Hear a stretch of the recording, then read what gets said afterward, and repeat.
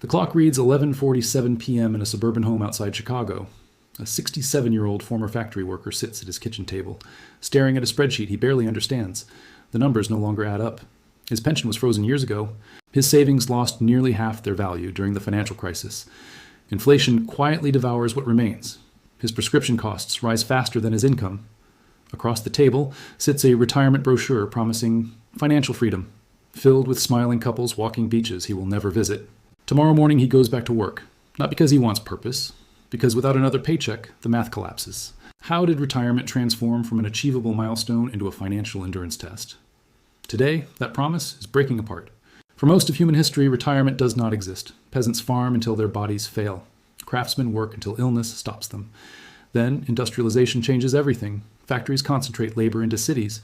But industrial labor creates a new problem. Workers age faster than the systems employing them. Germany becomes the first nation to attempt a solution. In the 1880s, Chancellor Otto von Bismarck introduces the world's first state pension system. The age of eligibility is set at 70. At the time, average life expectancy in Germany hovers around the mid-40s. In the United States, the Social Security Act of 1935 creates a nationwide retirement framework. It operates more like a conveyor belt. Imagine 4 workers supporting 1 retiree. But if the ratio falls to 2 workers supporting 1 retiree, the math becomes strained. Corporations begin building private pensions. These are defined benefit plans. The company assumes investment risk. The company promises stability. But hidden inside this golden age lies a structural assumption: continuous growth. Retirement systems assume economies will keep expanding forever.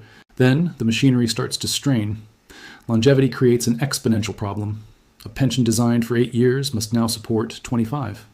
During the 1970s and 80s, companies begin reassessing obligations. They realize defined benefit pensions are expensive. Risk begins to shift. The rise of the 401k allows companies to transfer retirement risk directly onto employees. The burden shifts from institution to individual.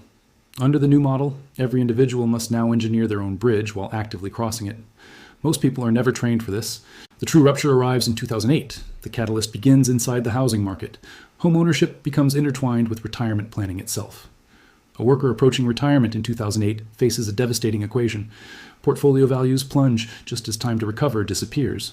Low interest rates inflate asset prices. They punish traditional savers. The system forces greater speculation merely to maintain previous expectations. The retirement system begins depending less on guaranteed stability and more on perpetual market expansion. Younger generations inherit this system at its most fragile. The modern retirement machine may have been designed for a world that no longer survives. We must rethink the architecture of our future. Millennials and Generation Z enter adulthood under conditions fundamentally different from those experienced by their parents and grandparents. They accumulate student debt at historic levels. Housing prices rise faster than wages in many major cities. Stable long-term employment becomes less common. Gig work expands. Contract labor replaces traditional benefits. Defined benefit pensions nearly disappear. At the same time, life expectancy continues increasing, meaning younger workers must theoretically finance longer retirements with less institutional support.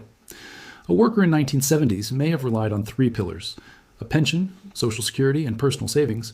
A worker in 2025 increasingly relies on 1: personal investment accounts exposed directly to global market volatility. The financial industry often frames retirement using percentages: save 10%, withdraw 4%. But underneath lies a staggering reality. To generate $40,000 annually, an individual may need roughly $1 million invested. In high-cost regions, even that may not provide security. Now, individuals face it largely alone. And the modern economy introduces another complication: inflation, a force eroding future purchasing power. A retiree planning 25 years ahead must predict healthcare, housing, and food prices. This is extraordinarily difficult even for professionals. Consider healthcare. Costs rise faster than general inflation. A portfolio adequate at 65 may become insufficient by 75 due to medical expenses.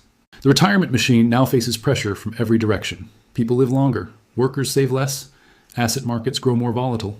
Imagine a 25-year-old beginning a career.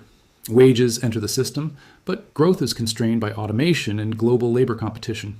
Retirement is an ecosystem dependent on demographics, productivity, and labor markets. Increasingly, that ecosystem appears unstable. Institutional investors purchase single-family homes. Renters enter retirement with ongoing expenses previous generations escaped. Modern retirement stability depends heavily on continuous intervention by states. The supposedly self-regulating market requires emergency support during crises. Ultimately, Retirement is not just about money. It is about time. Who controls it, who earns it, and who sacrifices it. The architecture belongs to an industrial age, but the modern labor market does not. The retirement crisis is a present structural condition. The economy redistributed responsibility away from institutions and toward individuals. Retirement systems reveal what economies truly value. It is a mirror of modern capitalism. The economic architecture was built for a world that no longer exists, a world with younger populations and institutional guarantees. That world is gone.